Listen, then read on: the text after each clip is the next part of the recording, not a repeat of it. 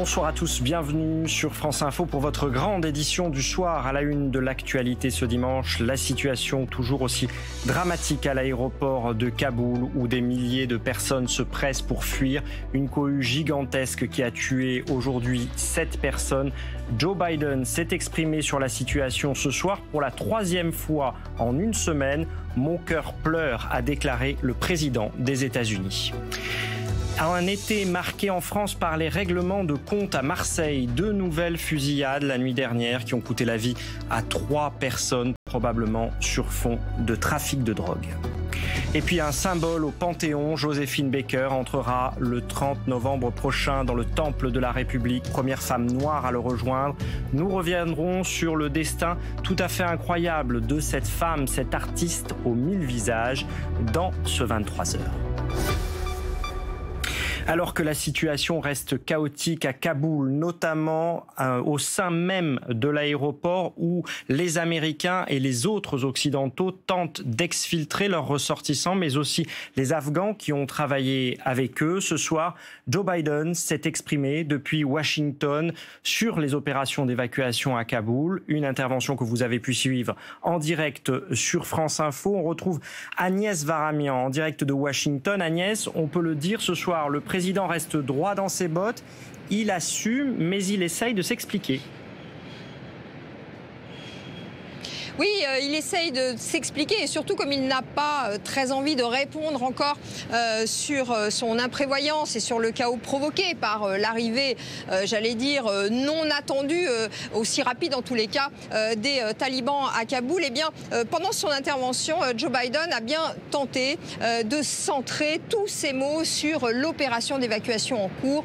Dit-il, elle est formidable. Il a rendu hommage aux hommes et aux femmes de l'armée américaine qui doivent la conduire et il a expliqué d'ailleurs, vous allez l'entendre, que le timing n'y changeait rien et qu'elle aurait bien pu avoir lieu quelques semaines avant ou quelques semaines après. Je vous propose d'écouter le président américain.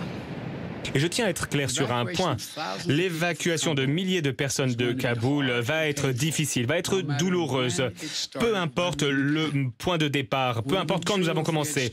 Cela aurait été la même chose si nous avions commencé il y a un mois ou dans un mois.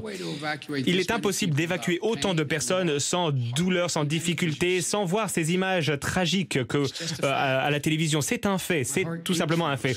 Mon cœur pleure pour ces personnes que vous voyez à l'écran. Il y a des milliers de personnes qui peuvent être évacuées de Kaboul chaque jour. Nous rapatrions nos ressortissants, les alliés de l'OTAN, les Afghans qui nous ont aidés dans l'effort de guerre.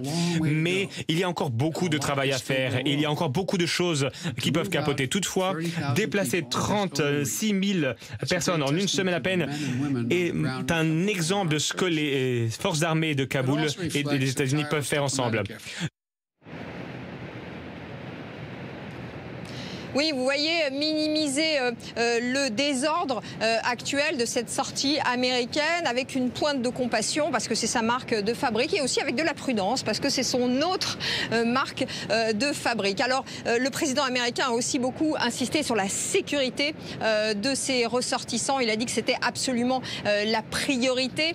Il a dit aussi que tous les personnes évacuées et notamment les non-américaines, eh bien, ne venaient pas directement aux États-Unis. Vous savez, Joe Biden essaye de se prémunir d'accusations sur le fait qu'il pourrait ramener au pays des gens non désirables et peut-être même des terroristes. Parce que cette menace terroriste pèse encore, elle est l'ombre en quelque sorte de cette évacuation. Vous savez, on est à 20 jours de la cérémonie du 20e anniversaire du 11 septembre. En tous les cas, Joe Biden, encore une fois, a expliqué aux Américains, et c'est ce qui compte finalement pour le peuple américain, cette guerre est en train de se terminer.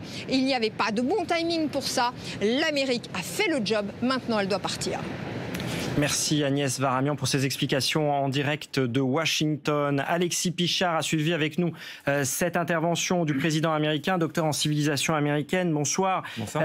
Alexis Pichard, j'aimerais comprendre ce soir, Joe Biden, là, tel que vous l'avez entendu, tel que vous connaissez la société américaine, il est tranquille, il gère sa mission, il dit qu'il va la mener à bien. C'est de la communication ou est-ce qu'il est acculé trois interventions en une semaine. Ça montre bien la crise politique qu'il traverse, c'est-à-dire que les critiques fusent de toutes parts, donc aussi bien du côté des Républicains que des démocrates depuis maintenant une semaine. Et ce qui est dur aussi pour lui, c'est qu'il connaît une chute dans les sondages historiques, puisqu'il est au plus bas dans les sondages avec 49% de popularité, ce qui est le pire score qu'il ait fait depuis son élection. Donc là, il va devoir essayer de convaincre, et on a vu que c'était ça qu'il essayait de faire dans son allocution, et notamment chez les modérés, avec les questions de sécurité, comme l'a énoncé Agnès Varamian, sur les terroristes potentiels qui pourraient être importés, rapatriés aux États-Unis. Donc, est-ce que ça va être durable? Ça, c'est peut-être le dernier point. C'est de l'actualité file aux États-Unis. Il y a toujours le coronavirus, la tempête Henry, l'économie, l'emploi. Donc, peut-être que ça va se décanter au fur et à mesure, et ça va être une crise passagère. On suivra bien sûr l'évolution pour la société américaine et la politique américaine dans les jours et même peut-être les heures qui viennent. Alors, dimanche dernier, les talibans s'emparaient de Kaboul, plongeant une nouvelle fois le pays dans le chaos. Aujourd'hui, la situation était toujours aussi dramatique à l'aéroport, où des milliers de personnes se pressent pour fuir. Une cohue gigantesque qui a tué 7 personnes. Valérie Lerouge est morte à Zabédoudi. Des scènes de désespoir et de chaos devant l'aéroport de Kaboul. Plus de 18 000 personnes massées dans l'espoir d'embarquer sur un avion militaire. Hier après-midi, une bousculade survient à l'avant de la foule. Mouvement de panique. Bilan, 7 morts. Les militaires occidentaux prennent en charge les blessés et évacuent les plus choqués. Du calme, asseyez-vous. Ils les hydratent avec les moyens du bord. La température atteint 33 degrés. Il n'y a pas d'ombre et pas d'eau. Calmez-vous, calmez-vous. Cette ancienne auxiliaire afghane de l'armée française que nous avons jointe était sur place.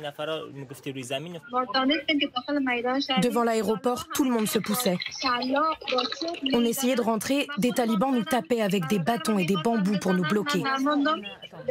J'ai été blessée et mon frère aussi. C'était très dangereux. On a vu des morts par terre et des blessés. Pour tenter de contenir de nouveaux mouvements de foule, les soldats occidentaux multiplient les tirs de sommation. Selon un haut responsable des talibans, les États-Unis sont les seuls responsables de ce chaos. Les nouveaux maîtres du pays essaient de dissuader les Afghans de partir et tiennent un discours rassurant, au moins en apparence.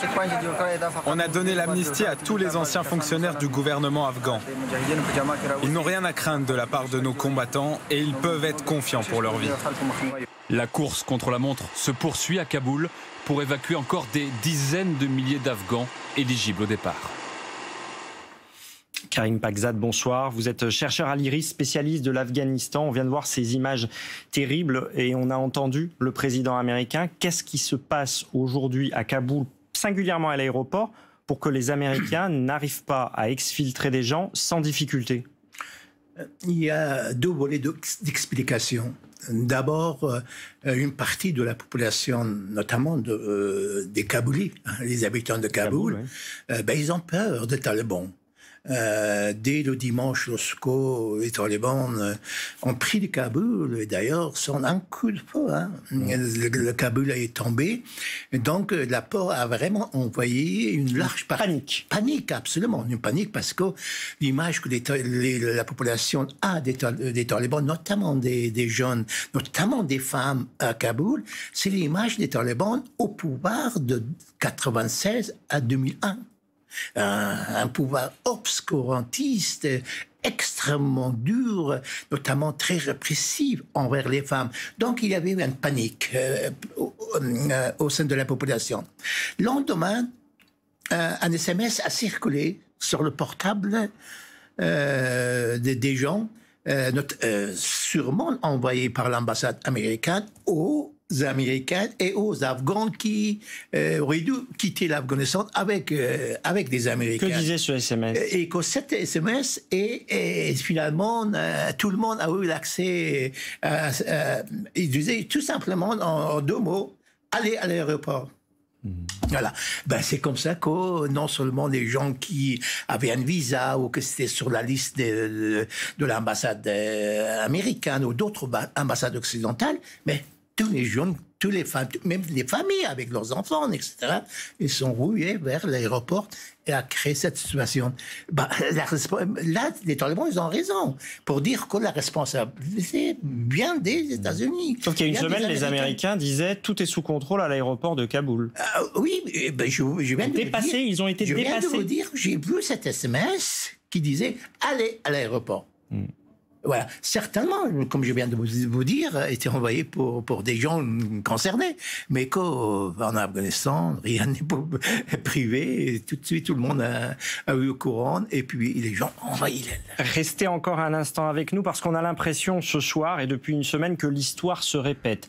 10 ans d'invasion soviétique, 20 ans de présence américaine, l'Afghanistan comme une malédiction pour les puissances étrangères qui s'y rendent, toutes s'enlisent dans des conflits qu'elles finissent par perdre.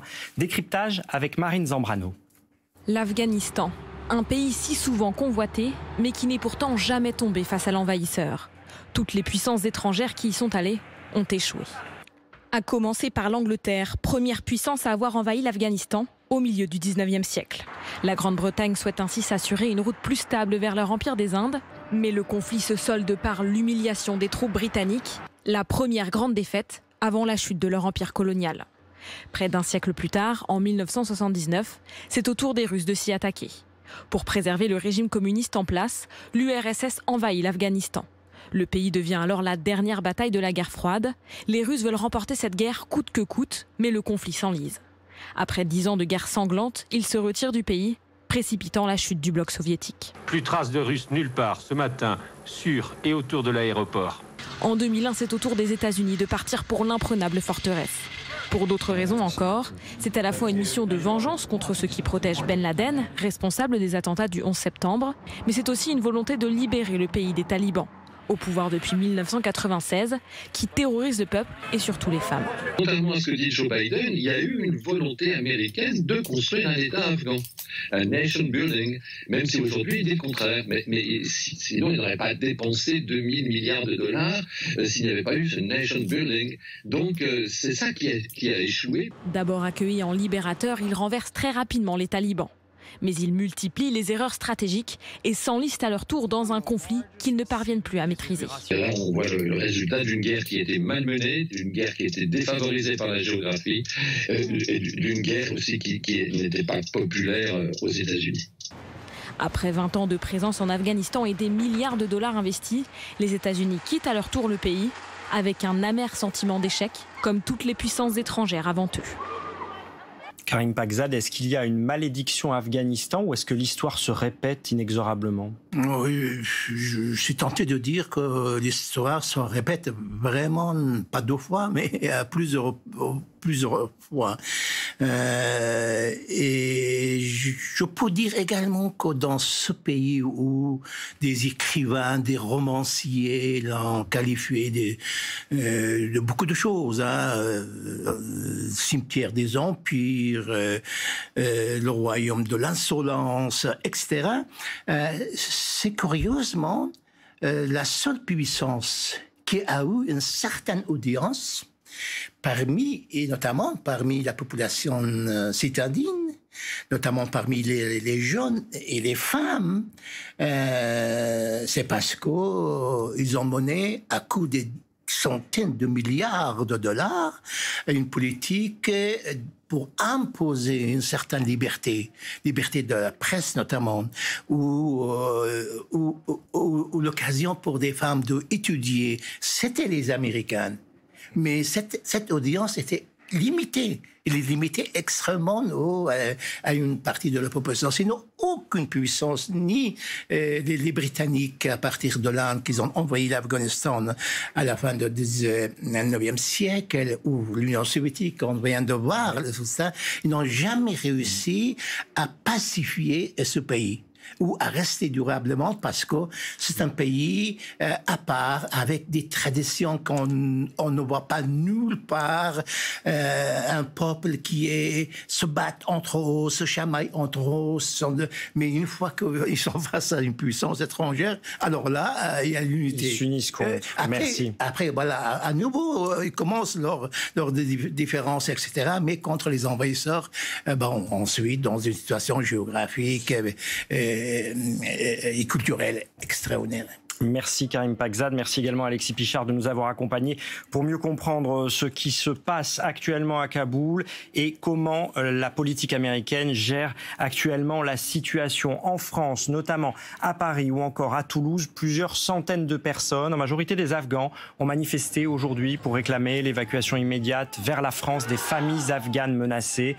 Si elles restent, elles vont mourir. Une catastrophe humanitaire est en route. Il faut ouvrir des couloirs humanitaires, réclament les associations qui organisent ces rassemblements.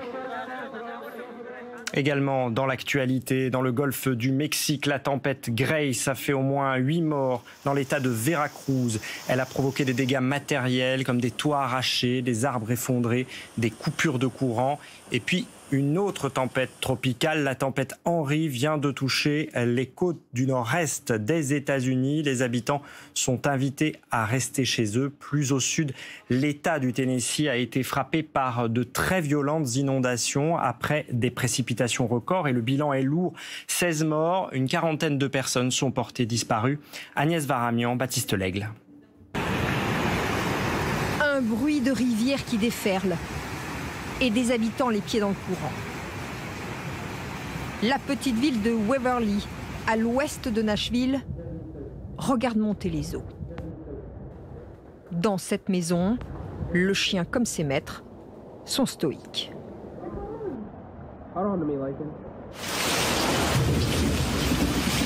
Les orages ont frappé hier et cette nuit, faisant déborder le fleuve Tennessee et ses affluents. Un torrent d'eau qui emporte tout, matériaux, voitures et abris de jardin. Les hélicoptères évacuent, mais cherchent encore 40 disparus. Lindsay Daniel était bloquée chez elle. Je suis une mère, j'ai un enfant et je ne sais pas nager. C'était vraiment effrayant. Apeurés, certains habitants se regroupent. Sur ce parking, un bateau est mis à l'eau pour participer au secours. Ça a frappé fort, ça a frappé vite et c'est pas croyable pour notre ville et pour tout le comté. Cette maison a été déplacée par la force des eaux. Dans ce hameau, tout est enchevêtré. Après l'eau, c'est parfois les flammes. Alors que les pompiers et la police continuent de déployer des moyens pour d'éventuels survivants. En France, l'actualité marquée par ces fusillades en série à Marseille, 4 en une semaine, de probables règlements de compte sur fond de trafic de drogue. La nuit dernière, 3 jeunes connus des services de police ont été tués. Hugo Capelli, Baptiste Thomas et Nathalie Karzinski. Hier soir, dans cette vidéo que nous nous sommes procurée, un homme vient d'être jeté dans le coffre de cette voiture. Plus tard, la victime de 27 ans est retrouvée dans le véhicule calciné, le corps criblé de balles. Dans la rue où l'homme a été enlevé, personne n'imaginait un tel scénario. On a dû hurler, et puis après, voilà, on peut chercher à comprendre, comme tu dis, c'est peut-être des jeunes qui font la fête ou... Cette même nuit, dans le quartier de la Marine Bleue, une cité des quartiers nord, des tireurs en voiture ouvrent le feu sur 2 hommes, âgés de 25 et de 26 ans. Connus pour trafic de stupéfiants, les secours ne parviendront pas à les réanimer. Une scène choquante pour les habitants. Ça a tiré... Des rafales. On avait très très peur. Mais vraiment, on dirait que c'est la guerre, ça y est. Il y a 4 jours déjà, un adolescent de 14 ans avait été tué et 2 enfants blessés. Les élus marseillais réclament des moyens supplémentaires pour que la police sécurise les quartiers de la ville. On est sur une plaque tournante, on est, j'ose le mot, sur un cartel. Et donc, ça nécessite qu'on ait des moyens à la hauteur de la situation. Des fusillades qui se multiplient depuis le mois de juin sur fond de trafic de drogue. On n'avait pas vu ça à Marseille depuis très longtemps. Là, je parle, il faudra remonter au grand banditisme d'autrefois pour avoir des faits similaires ou des séries similaires. Donc là, ce qui choque, ce qui frappe, c'est l'accumulation en si peu de temps. L'enquête pour ces 3 meurtres a été confiée à la police judiciaire de Marseille. Dans moins de 2 semaines, les enfants rentreront à l'école. Une rentrée qui se fera pour la 2e année sous le signe du Covid. Aujourd'hui, le ministre de l'Éducation nationale a précisé le protocole qui va s'appliquer. Le pass sanitaire ne sera pas obligatoire. En cas de contamination dans une classe, tout le monde à la maison, à l'isolement pour 7 jours, sauf les élèves vaccinés. Claire Vérove, Romain Michelot et Noé Salem. Plus que quelques jours avant une rentrée scolaire qui s'annonce presque ordinaire. Des écoles ouvertes à tous, sans passe sanitaire obligatoire, ni pour les enfants, ni pour les enseignants. Dans les écoles, les collèges et les lycées, un protocole commun. Les cours se feront en présentiel avec masque obligatoire. Le brassage des élèves sera limité et les activités physiques autorisées, à l'exception des sports de contact en intérieur. Des mesures insuffisantes pour ce syndicat d'enseignants. Les collèges et les lycées ne sont toujours pas équipés en capteurs de CO2 et c'est très inquiétant de voir que cet équipement ne nous est toujours pas fourni. Ensuite, sur la cantine et plus globalement la vie dans les établissements scolaires, il est précisé qu'il faut éviter le brassage entre niveaux. Or, c'est quasi impossible. En cas de contamination dans les écoles primaires, un cas de Covid entraînera la fermeture de la classe. Mais au collège et au lycée, 2 scénarios. L'élève malade et ses camarades non vaccinés devront s'isoler 7 jours et suivre les cours à la maison. Les élèves vaccinés pourront quant à eux rester en classe. Une mesure qui divise les parents d'enfants vaccinés et ceux qui ne le sont pas. Ça protège mon fils, ça protège les autres élèves et les enseignants aussi. Ça protège tout le monde. C'est des mesures qui sont positives parce qu'elles ont l'avantage de ne pas pénaliser ceux qui ont fait le nécessaire pour ne pas être victimes de l'épidémie. Pour les parents qui travaillent aussi, si l'enfant doit rentrer, pas évident non plus. Les parents ne seront pas tenus de préciser si leur enfant est vacciné ou non. À ce jour, plus d'1 adolescent sur 2 a reçu une première injection. Pour accélérer ce mouvement, selon le ministère, les élèves de 12 à 17 ans pourront dès la rentrée se faire vacciner au sein de leur établissement ou à proximité. Ce protocole sanitaire suffira-t-il pour autant à éviter une nouvelle flambée des cas de Covid à la rentrée des classes? Les enfants sont de plus en plus nombreux à être infectés par le Covid-19. Certains sont même hospitalisés. On fait le point avec Élodie Largenton. En Martinique, les médecins font face à une vague épidémique violente et inédite. Cette fois, même les plus jeunes sont touchés. 10 enfants sont hospitalisés pour Covid, dont un en soins intensifs. Jusqu'à présent, on en a eu de temps en temps quelques cas comme ça. Mais là, ce qui est nouveau, c'est qu'ils arrivent par vague épidémique finalement. Dans l'Hexagone aussi, ce phénomène nouveau a fait son apparition cet été, comme ici aux urgences pédiatriques de Nice. Au niveau national, le nombre de cas positifs chez les moins de 9 ans a été multiplié par 10 depuis début juillet. Le taux d'incidence a bondi également de 10 au début de l'été à 127 à la mi-août. Alors faut-il s'en inquiéter? Si l'on regarde les chiffres, on s'aperçoit que la circulation du virus est similaire chez les enfants et chez les adultes. C'est la même hausse que l'on observe. Et si les hospitalisations augmentent, elles restent faibles. Le risque de complications est limité. En fait, si les enfants sont davantage touchés, c'est pour 2 raisons majeures. D'abord, la contagiosité du variant Delta. Et puis, il y a un phénomène de pression de sélection. On a vacciné les générations supérieures, on a très peu vacciné les plus jeunes et donc le virus va avoir tendance à se propager dans cette classe-là. Faudrait-il alors vacciner les moins de 12 ans? Non pour le gouvernement. Les médecins dans leur ensemble n'y sont pas favorables non plus. Les essais cliniques sont toujours en cours. Alors pour cette rentrée, il faut miser sur le masque, le dépistage et l'aération. Après Simone Veil, Emmanuel Macron a décidé de faire entrer au Panthéon une femme résolument libre et engagée, Joséphine Baker, inclassable, une combattante des libertés. La cérémonie aura lieu le 30 novembre prochain. Ils étaient nombreux à défendre l'entrée dans le temple de la République de cette femme née aux États-Unis dans la misère, au destin incroyable, décédée en 1975, Nicolas Le Marinier. Une ceinture de banane et une danse endiablée l'ont rendue célèbre dans le monde entier. Mais Joséphine Baker a eu plus d'une vie. L'artiste américaine devenue française en 1937 fut résistante pendant la guerre, l'une des pionnières du mouvement antiraciste, une amie de Martin Luther King.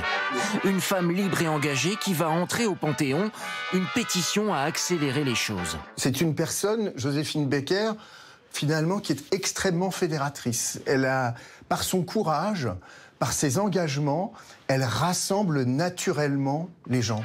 Les initiateurs de la pétition ont su convaincre le président de la République. Mise en ligne sur Internet en mai dernier, elle avait reçu le soutien de nombreuses personnalités.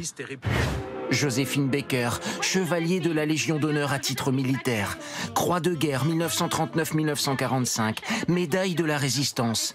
Derrière ces décorations, il y avait aussi un cœur qui battait fort. Elle avait adopté 12 enfants de tous les continents qu'elle élevait dans son château des Milandes. Une tribu arc-en-ciel, symbole de tolérance. Les enfants devenus grands ont soutenu le projet de faire rentrer leur mère au Panthéon. Elle s'est battue et a servi la France. Elle a aimé la France. Sa petite nièce, avocate des droits des femmes, y voit un autre symbole. Le symbole de ce que représente Joséphine, noire, artiste, née en Amérique, réfugiée, migrante. Il est le reflet de ce qu'est notre République. Et deux amours, mon pays Paris. Joséphine Baker a aimé notre pays passionnément. Elle a risqué. Elle lui a donné son cœur. Aujourd'hui, la France lui dit solennellement merci. Elle entrera au Panthéon le 30 novembre. Joséphine Baker, bientôt au Panthéon, et l'un de ses enfants avec nous ce soir sur France Info. Bonsoir Brian Bouillon-Baker, merci de répondre à nos questions dans ce 23h. Tout d'abord, quelle a été votre réaction lorsque vous avez appris cette décision du président de la République, Emmanuel Macron ? Surprise, mais cette surprise était déjà survenue il y a 2 mois, lors de premiers rendez-vous que j'ai eu avec le comité de la campagne pour la pétition pour une entrée de ma mère au Panthéon. Donc j'étais au courant depuis déjà 2 mois, mais dans le secret. Mais tout de même, il y a 2 mois, quelle surprise. Ensuite, évidemment, émotion, fierté, joie, ce qui est le cas de toute la famille et ce qui aurait été sûrement le cas de ma mère. Qu'est-ce que ça représente pour vous ? L'entrée de ma mère au Panthéon, ça représente un idéalisme pour une fraternité universelle possible en France d'abord, mais aussi ailleurs sur la planète, avec donc des valeurs républicaines de tolérance, de respect, d'éducation et surtout de non-rejet, d'opposition à tout ce qui est guerre, haine, différence et tout ça. Ma mère nous disait que ça passait par l'éducation et malheureusement de nos jours, à cause d'un manque d'éducation, d'une mauvaise éducation à la base, nous avons en France et ailleurs dans le monde des problèmes d'intégrisme, de communautarisme, de racisme, d'antisémitisme, d'homophobie, voire même de terrorisme. Tout l'inverse des valeurs que défendait votre mère. On l'a vu, Joséphine Baker, elle a eu 1000 vies. Ce sont toutes ces vies qui vont entrer au Panthéon avec elle, selon vous ? Oui, car la première raison, le président nous l'a expliqué, la première raison officielle, c'est que ma mère a servi la France en tant que lieutenant, en tant que militaire de l'armée de l'air et aussi en tant qu'agent de renseignement. Maintenant, il est évident que pour ces valeurs humanistes et aussi ces valeurs artistiques, il y a quelque chose qui va résonner dans la nécropole du Panthéon où reposent de grandes femmes et de grands hommes, va aussi dans l'air passer un peu de joie de un peu de joie de vivre et un peu de jazz ou de Charleston, ce qui n'est peut-être pas plus mal. Est-ce que cette maman qui était pour vous, Joséphine Baker, vous parlait de toutes ces vies et de ces nombreux combats ? Non, notre mère ne nous parlait absolument jamais de son passé. Elle ne parlait que de l'avenir, et notamment de notre avenir. Donc elle souhaitait que nous fassions des études, que nous soyons éduqués et que nous soyons élevés ensemble, la tribu arc-en-ciel, en solidarité, en fraternité, ce qui est le cas car nous sommes toujours unis. Et à l'époque où nous faisions des bêtises, jamais nous ne nous dénoncions, quitte à être tous punis, ce qui faisait enrager ma mère ou les adultes. Mais dans le fond, je l'ai entendu dire une fois à des amis que finalement, elle était très heureuse et très fière de cette solidarité réussie dans sa famille. Oui, parce qu'elle a adopté, dont vous, de nombreux enfants venus de tous les coins du globe. Et c'est ce que vous appelez cette tribu arc-en-ciel. Au Panthéon, c'est à la fois la française, celle qui s'est battue pour la France, qui va entrer le 30 novembre, mais c'est aussi l'américaine. C'est la native américaine, mais n'oubliez pas qu'elle a choisi de devenir française, qu'elle a eu beaucoup de problèmes avec son pays d'origine. Elle était surveillée par le FBI, qui voyait en elle une activiste et même une communiste, alors que ma mère était une gaulliste fervente. Comparée à son histoire d'amour avec la France, dès son arrivée en 1925 à l'âge de 19 ans, il n'y a pas photo tout de même. Ma mère, l'histoire d'amour avec la France avec Paris a été une superbe histoire d'amour. Maintenant, elle va devenir une histoire d'amour éternelle, l'un ayant rendu à l'autre autant d'honneur que l'autre a rendu de service. Une histoire d'amour qu'elle a si bien chantée. Qu'est-ce qu'elle penserait, Joséphine Baker, de cette panthéonisation, selon vous? Écoutez, elle aurait évidemment été, comme nous tous, surprise d'abord. Ensuite, elle aurait probablement protesté par modestie. Elle aurait considéré qu'il y avait des gens plus courageux qu'elle, plus méritants qu'elle. Maintenant, si le général de Gaulle ou le général Valin, chef d'état-major, qui l'ont multi-décoré, lui avait, annoncé qu'elle serait panthéonisée, elle aurait été aussi droite et fière et debout, droite comme un i, comme lorsqu'elle a reçu ses médailles militaires. Elle était très émue, très fière, donc elle l'aurait été probablement pour cette occasion. Projetons-nous au 30 novembre prochain. Comment est-ce que vous imaginez cette cérémonie de panthéonisation, j'imagine, à l'image de votre mère? Oui, alors nous en avons parlé avec le comité, avec le président. Nous avons pensé, que le président lui-même aussi, que cette panthéonisation ne pouvait pas avoir disons, un caractère aussi solennel que pour Simone Veil ou pour Maurice Genevoix. Et donc, nous avons pensé que ça pourrait être à l'image de ma mère, c'est-à-dire musical, festif, populaire et avec la joie de vivre, même s'il y aura un moment de solennité, évidemment. Mais, et en plus, ça pourrait être éventuellement sur 2 ou 3 jours de, comment dirais-je, de festivités et d'hommage à ma mère. Donc quelque chose de vivant, d'un peu plus durable et d'un peu plus, je dirais, voilà, populaire, musical, drôle, et puis voilà, et unitaire, hein, évidemment. Comme vous et tous les membres de votre famille, on a évidemment hâte d'y être. On a évidemment hâte d'y être. Merci Brian Bouillon-Baker d'avoir répondu à ces questions ce soir. Et si vous le voulez bien, on va se quitter avec la voix de votre mère, une icône pour beaucoup d'entre nous, en vous souhaitant une belle fin de soirée sur France Info. C'est mon rêve joli, les deux amours, mon pays Paris. Chantons ensemble, la la la, la la la, mais très fort, la la la la. Allez mesdames.